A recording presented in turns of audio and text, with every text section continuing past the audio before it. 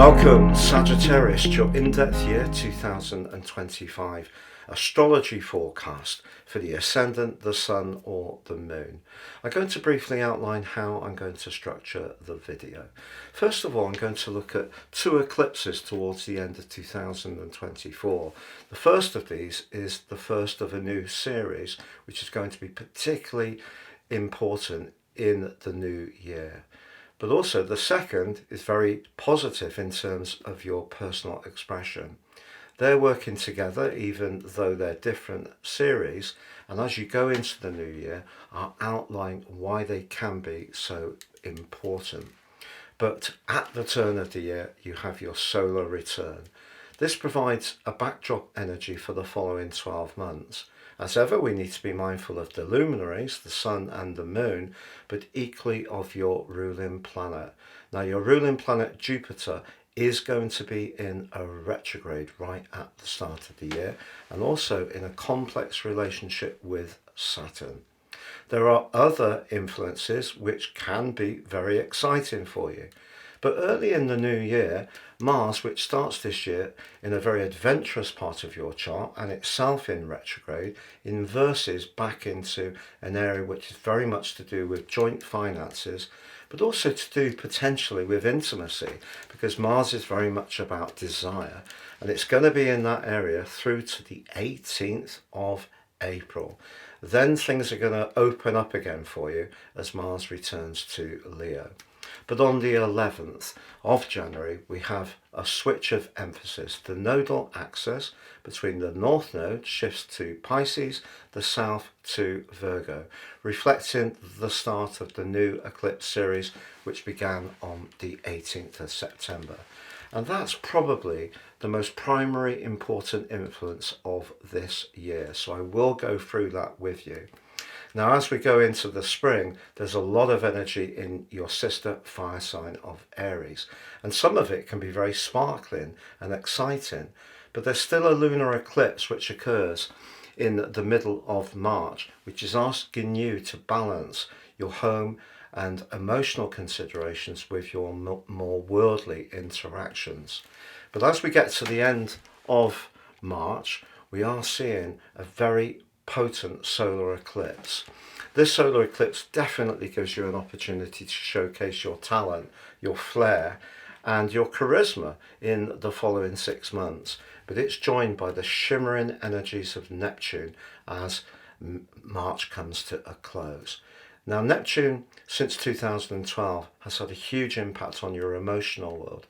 Moving into your 5th house, it certainly is brilliant if you are a creative or you're wanting to bring some mystique or magic to your love or social situations. It's just that the steely, cool energies of Saturn join up with Neptune on May the 25th through to the 1st of September. Now, Saturn in Aries is not its best location. It's known as being in its fall.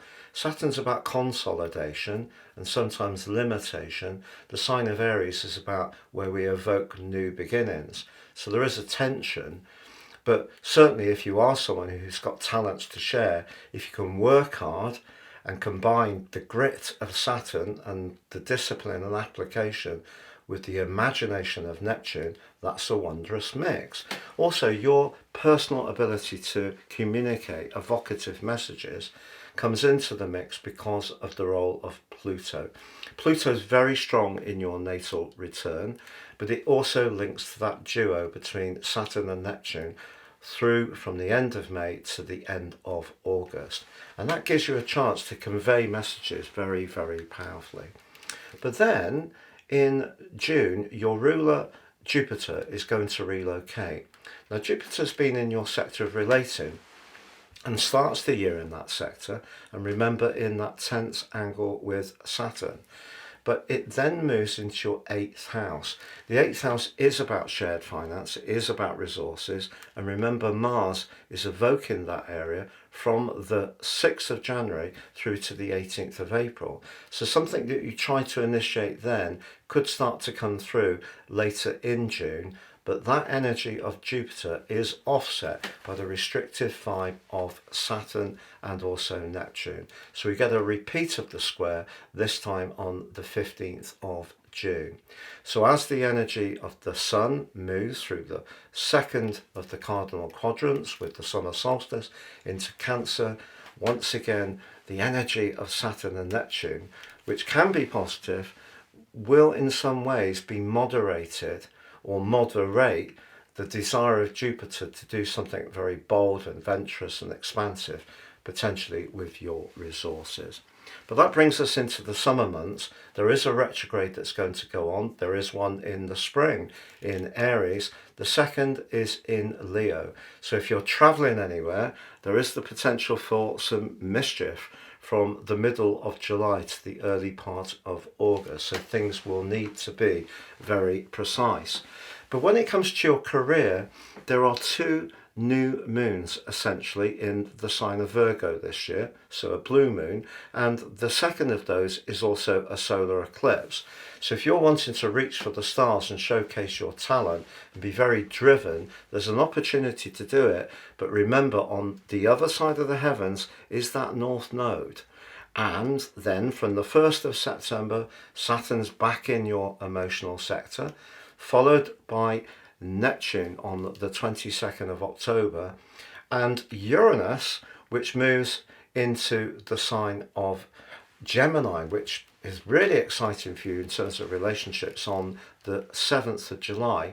That's also had a glittering relationship with Saturn and Neptune and back to Pluto, known as a grand minor trine or a magic triangle. Can be very good for you if you're connecting to people who are really exciting, possibly in a romantic capacity. But as we go into the end of the year and we get to your personal new moon, which occurs on the 20th of November, that does square to, guess what, Saturn and Neptune in, guess what, your fourth house of emotion. So whatever you're trying to do this year, Sagittarius, the role of Saturn, Neptune and the North Node, but particularly when they're in the fourth house of home, emotion, family, is very powerful. So however much we focus on the dazzling new stuff, all that dazzling new stuff reverses back into the old positions, and that's how the year comes to a close. So I'm going to unpack all of this for you. I'm astrologer Patrick Arundell. If you're new to my channel, it's lovely to have your company. If you have any thoughts, please share them. This is very much a community. If you're a returning visitor, it's great to have your company once more, and all your views and interactions are truly appreciated. About 50% of people who enjoy my videos regularly are yet to subscribe. If that's you, please help the channel to thrive. Click that sub button and also the bell notification symbol. Please take advantage of my unique year 2025 personal horoscope forecast promotion. If you order in 24, you'll get the rest of that year free, but in my special package of 30% off, you also get your life roadmap report.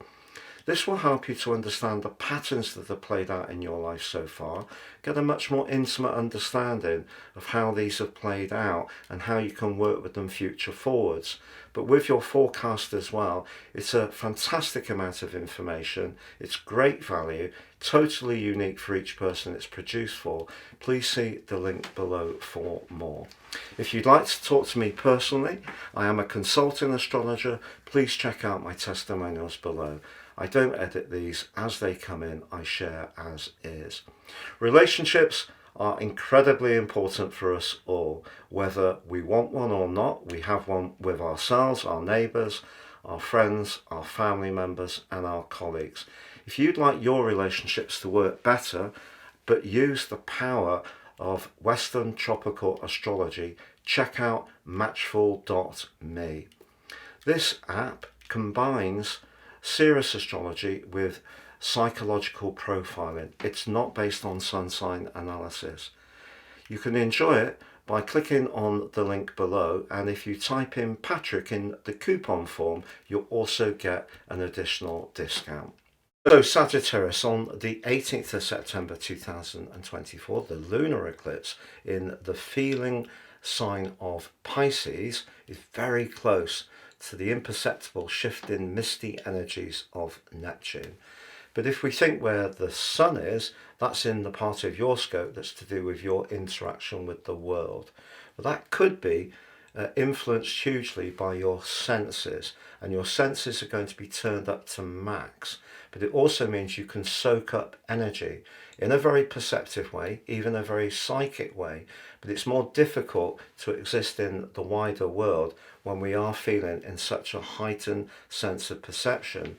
However, what balances this is there is a cool solar eclipse in your sector of everyday communication on the 2nd of October in the sign of balance, Libra. Libra likes fairness, but it also likes that equilibrium, but very close to the sun and the moon is Mercury.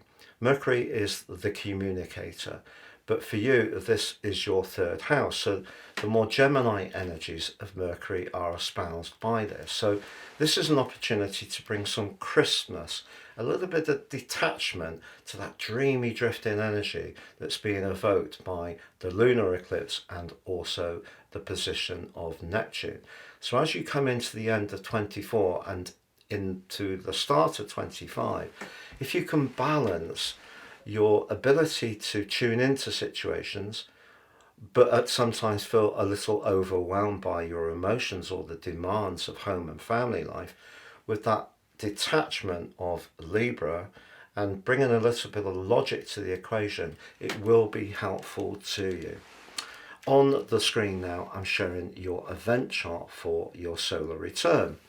Now, since 2008, Pluto has been working its way through your 2nd house, pushing you to change, evolve in terms of your values, also your attitude to money, your self-worth, but the foundations of your life. Pluto's gone now. If you recall, in 2023, it moved out of your 2nd house, but at the start of that year and last year, Pluto was in your 2nd house. Now, in some ways, from this solar return, you can see how far you've come, because the moon's in your 2nd house, and the moon in the 2nd house is rather redolent of the moon in Taurus, which is a great place for the moon to be, second only to the position of to being in Cancer. But the moon technically in Capricorn is detrimented. So the moon in the 2nd house here suggests that over this year you are going to be quite canny and perhaps very astute around resources, because that's going to give you a greater sense of security and stability, and there's nothing wrong with that at all. But in the past, being the Sagittarian you are and your Jupiterian ruler, your larger than life approach means that your generosity has sometimes been so great that perhaps you have been a little too open. So what this solar return is saying is you're going to be more protective of your home, emotional, family, but particularly around resources. And that's really good, because Pluto's gone. Maybe all the lessons that Pluto gifted you, you've gained from that, and now you can really put those into practice. But what about your ruler? Well, your ruler Jupiter is obviously a glorious influence. It's very much to do with growth, expansion, travel, trade, and traditionally the planet of fortune. But it starts this year in a retrograde that's going to go on until the early part of February. But it's in your sector of relating. But I'd just like to remind you that Jupiter in Gemini is detrimented. It's not its best location. So if you believe that a relationship will automatically come to you until Gemini moves into Cancer on the 9th of June, the chances are you could actually end up a little disappointed. Because Jupiter works when we put the application in. If we assume everything will work out fine and we're a bit overconfident, that's when things can go awry. But also the complexity is that Mercury in your sign is in detriment too, and the two are in opposition. But when they're in opposition, that can give us a sense of positivity. So Mercury in your own sign could push you to do something fresh and new and different. Nothing wrong with that, but perhaps particularly in relation to working closely with someone else. but moderating them is the role of Saturn. Saturn, along with Neptune and the North Node, are going to be critically important this year in the sign of Pisces. Because although Saturn and Neptune will move into the sign of Aries, which is very much about new beginnings, and in your case expressing your talents, how you feel about things, but also your emotional reality, your physical abode where you live, the constraints or opportunities within that are going to be major factors. So as you start this year, Saturn and Jupiter are grating against each other. They actually reached a peak on the 24th of December. They're going to come back into another square on the 15th of June, but when they're both in new homes. So as you start this year, as much as Jupiter may make you, rightly, optimistic that a relationship is in the offing, you have to stay in touch with how things feel, which is where we return to that lunar eclipse. That's asking you to stay in touch with how you feel. So that's the big theme at the start of this year. There can be some upbeat conversation, not least because Mars, although it's retrograde, is in the glorious sign of Leo, where it's big and proud. And that part of you that loves to digest information and knowledge and talk about it as well. You can be great company. Sagittarians are a vat of knowledge. But Mars is opposite Pluto this year, and it means that when it comes to your personal freedom, if that's constrained in any way, that could create frustration for you. But you can see that Saturn suggests you are going to be constrained at some point, not perhaps from the spring through to the end of the summer, but certainly at the start of the year and the end of the year, and on this solar return, being very mindful of your emotional responses, the reality, Saturn, of your family or physical home is going to be critically important to progress. So although Pluto and Mars are in an opposition, if you didn't have Saturn in the fourth house, I'd say that you would almost certain go on some kind of long journey. You may do that, but I think it would be more a long destination rather than a long trip. If you do go on a long trip, just be aware that there could be some big lessons in terms of how things feel. You may experience slices of life that you're not expecting. Now, the other takeout is that Venus, the planet of relating, is in a very friendly part of your situation, the third house, but it's in a square with Uranus. So as much as you can chat and get on with people, Uranus continues in the sixth house, where it has brought some big unpredictability to work, life organisation, health. All of those areas may have been quite choppy since 2019 full time. So Venus suggests that when you're relating to people, whether it's in an intimate way or just with friends, there may still be some unexpected demands that may prevent you being quite as free as you would like. So with Mercury detrimented in your sign, Jupiter detrimented in your sector of relating and in retrograde, both being afflicted by the restrictive Saturn, you have to be conscious of how things feel and what the emotional reality is. And the solar return points towards a need for security this year, despite the fact that Mars and Pluto in an opposition could mean that you're going to have some mighty battles of will this year, even if it's just discussing or disputing certain facts or realities. But if you do think about getting a new mode of transport or you're wanting to head off somewhere, don't rush it with Mars opposite Pluto. That takes us to the 6th of January. And then Mars inverts back into Cancer. As I mentioned, going to be retrograde through to the 24th of February, then through to the 18th of April. But that 8th house energy is hot, and it can also make people very passionate. So if there is someone that you're really drawn towards, that could give you the desire to get up close and personal. But remember, your ruler Jupiter moves into that 8th house from the 9th of June. So if you are a very entrepreneurial person, and remember with that solar return with the moon in the 2nd house, beefing up your financial security is going to be a motive for you this year. I feel absolutely sure. But then on the 11th of January, the nodal axis inverts back into Pisces. For the first time in 17 years, goes through an 18.6 year cycle.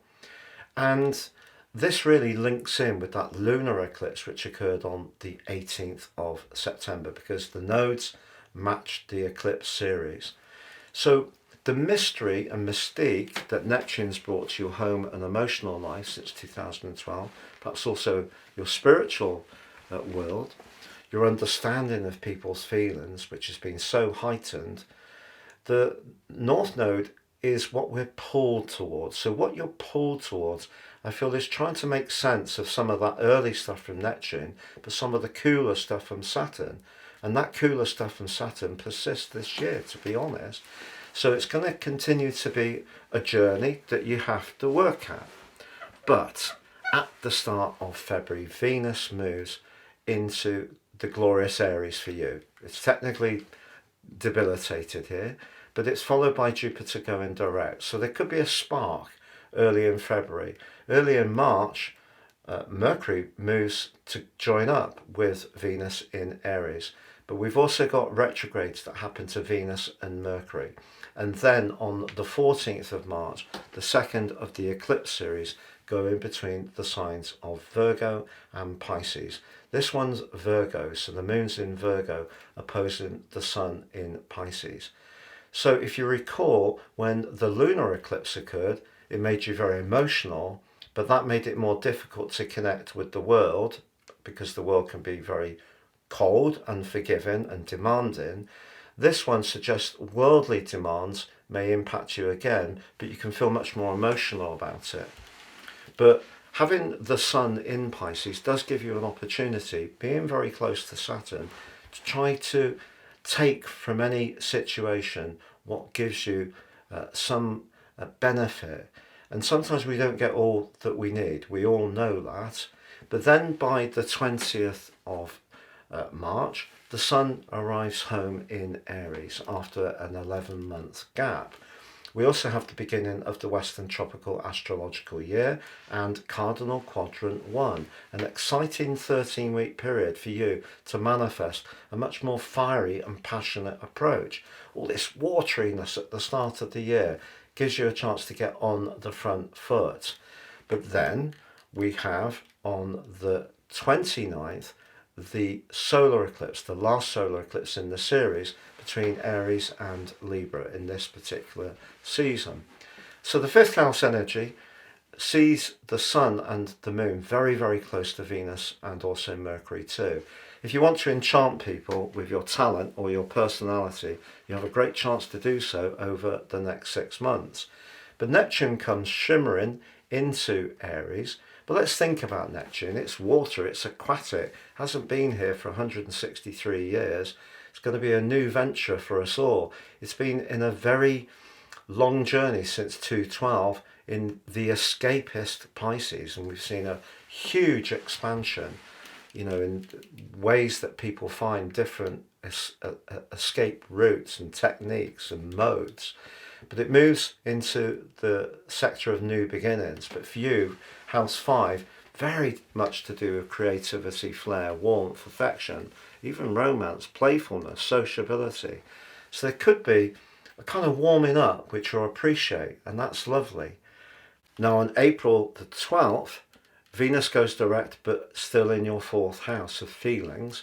On April the 18th, as I mentioned before, Mars goes back to Leo, but this time free of the retrograde. So great opportunity to roar into action and be very decisive. The 9th house here can be very much in keeping with your core qualities of adventurism and individuality. And then from the 25th of April to the first week of May, Venus applies to Neptune in your 5th house. If you meet someone across that time who really, really is a lovely person, it could give you a magical opportunity to really grow together in a very profound way. But we do have a Taurus new moon. That is going to be squaring up Pluto. So The energy of Taurus is about commitments and obligations. Pluto is about everyday, quick moving energy, the third house. That could create a little bit of stress, to be honest, over the next few weeks. But on May the 25th, as I mentioned, Saturn joins up with Neptune. It's going to be there for 3 months and 6 days through to the end of August. The two align, they link back to Pluto. So whereas Pluto is not in a great link with that Taurus new moon, it certainly forges a great link in general with that duo cresting on your fifth house cusp. So if you've got something important to say, you can say it with conviction, persuasiveness, but most of all with passion. Now on May the 27th, that can be really good for relationships, because as much as Jupiter is detrimented in Gemini, it doesn't mean to say you haven't enjoyed some relationships. It just means you've got to be realistic, along with the optimism, a balance of the two. But that Gemini new moon links to the ruler of the sign of Mercury. So there could be a sparkling encounter in the following month that really does bring some brightness to your situation. June the 9th, your ruler takes leave of your 7th house and moves into house 8. Remember that Mars was priming from the 6th of January through to the 18th of April. If you put something in motion then around a business idea, you can start to reap the rewards. It's going to be going forwards until the 11th of November when the retrograde begins. But on June the 20th, the Sun travels into the sign of Cancer, triggering cardinal quadrant 2 with the summer solstice, a 13-week period when we're all asked to be more conscious of nurture, security, but it squares up with Saturn and Neptune in your 5th house. So your 8th, 5th house are not really collaborating. If in that romantic relationship it's still starry-eyed, wonderful, but if you're in another relationship where you do feel stifled, or there's a lot of politics or possessiveness or jealousy, it can be really tested by that summer solstice and also the Cancer new moon of the 25th. Now that actually forges a very strong link with Mars, which for you at that part of the year is in a very dominant part of your situation, perfect for pushing forwards with your career. But if you are a creative or a natural bohemian, you may have to in some ways bend into the expectations of the organisation, potential employer or business partner you're trying to link with. But July the 7th sees Uranus move into your opposite sign, and that's delicious. It's going to be here for 4 months, but the link back to Pluto, your 3rd house, suggests some dazzling connections over that 4 months, some phenomenal communication that can come very quickly and unexpectedly that really can lift your soul. And also because both are linking back to Saturn and Neptune in a very positive way. So you have a trine between Uranus and Pluto and the sextile between two, so the grand minor trine, the magic triangle. And for you, if you are someone who has got a very exciting project or idea that you want to convey and go forwards with, that's obviously very exciting. It could be that you're discussing a course of higher education through that series of days because the 9th house governs that, or even a legal matter. So there may be something that does need to be scrutinised or considered, perhaps even some professional input. But that doesn't mean to say it's going to be a negative outcome. Mercury retrogrades have their moments, but they also have their opportunities too. On the 24th of July, the new moon in Leo also links to Uranus in a sparkling way. So if you can get away with one special person or a group of people, it could turn out to be a dazzling experience for all concerned. On the 1st of September, Saturn inverts back into your 4th house. So whatever the colourful and bubbly opportunities that have been created since the 25th of May, that could be like a slice of reality, to be honest. Also on the 6th of September, Uranus slams on the celestial brakes. And then on September the 7th, we have the mirror of the first of the lunar eclipse series, again in the sign of Pisces. And then on the 21st of September, we have the solar eclipse in Virgo. Now, obviously, solar eclipse gives us an opportunity to really go for it in a very joined up way, because the sun and the moon are collaborating, unlike a lunar eclipse. But I have to say that Saturn is opposite that. So whatever you're trying in terms of your career or raising your profile, Saturn's moderating things by saying, how does it feel? Are there family responsibilities and obligations which could inhibit your charge for success? It's possible. You may need to work on that classic work-life balance scenario, which all of us seem to have to grapple with these days. We have all these labour-saving devices. Everyone has less time than ever. But September the 22nd sees the autumnal equinox. Your sector of friendship is aroused by the arrival of the sun here. That's lovely. The 21st of October sees the new moon in Libra. Opportunities for friendship, but it's in a tense quincunx with Saturn. Again, home, emotion, family, as I predicted at the start of the year. Don't underestimate Saturn, and don't underestimate family and homely demands. But from the 9th to the 19th of November, Mercury is retrograde in your sign.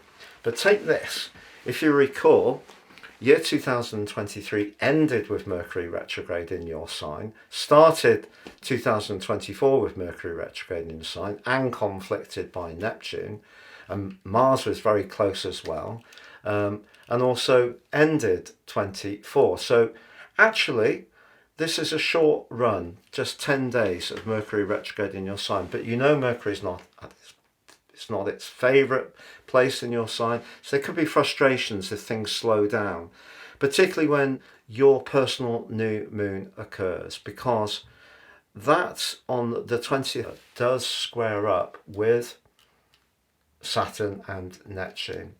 So our personal new moon gives us an opportunity to actualise what's important to us as individuals. The fourth house squares that at 90 degrees, suggests that some things you can't control, Neptune, which is a bit uncontainable.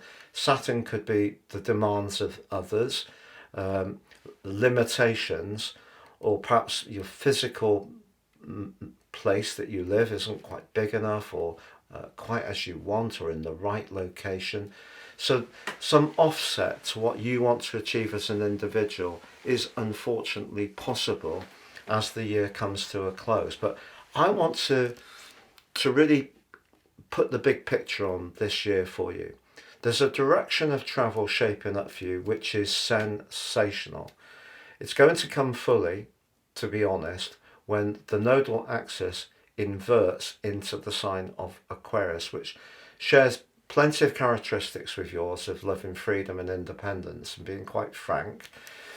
But at the moment, it is where it is. You know, as you go into this year, it actually forges a sensational link with Mars and Pluto in the sign of Aries. But from the 11th of January, it's asking you to work on that inner world. Because, Sagittarius, there is part of you, I believe, that's so dynamic and so determined to overcome challenges that when you do have setbacks, very often you dust yourself down and go again without giving yourself the time and space to really let the full emotional dimension of whatever has happened just percolate through you. And sometimes we do need to do that. We do need to take our time. We need to decompress from upsets. And I feel that this year gives you a fantastic opportunity to really come to terms with some of the mysteries that Neptune has created, but also offset some of the cool reality Saturn has created, but work with Saturn. So if you work in making your home just as you want it, make your family life, your emotional world as you really need it, but that means accepting you have emotions, that you have vulnerabilities, that you also at times need support. If you get yourself working like a living lung in terms of your emotions, all your talents can flourish definitely through the spring and summer months. But it is all going to relate back to making sure that the foundational elements of your life, that solar return with the moon in your second house, financial, and also ensuring that how you feel about things is working. That's really what the planets are asking you to do in year 2025. In 26, if you really work through all of that, it's going to be an absolutely fabulous year of opportunity for you, because Jupiter is going to move into Leo, and we are going to have a perfect event in July 2026, with your ruler accenting your ninth house, which is very much in keeping with your sign. So you've got so much to look forward to. It's just more inner work, but there's still the opportunity to do some exciting outer work, have some fun, maybe even meet someone really significant romantically. But it all needs to be working for you in terms of that emotional dimension. Have a great year, take care, and goodbye.